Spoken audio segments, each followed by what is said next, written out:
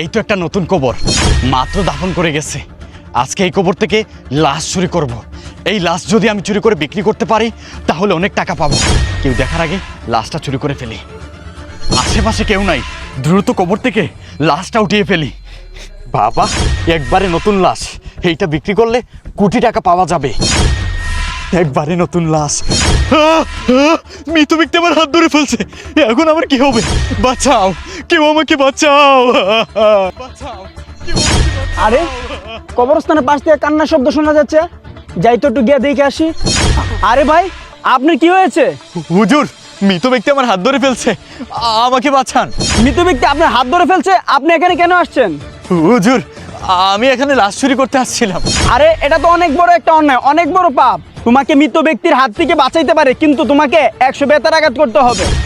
ঠিক আছে হুজুর, আমাকে 100 বেতার আঘাত দ্রুত করেন, তারপরে ওই মৃত ব্যক্তির হাত থেকে আমাকে বাঁচান। ঠিক আছে, দাঁড়াও।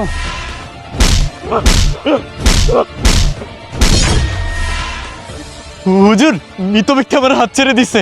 আল্লাহ তাআলা তোমাকে মাফ করে দিয়েছেন। আল্লাহু আকবার লিখে যাবেন।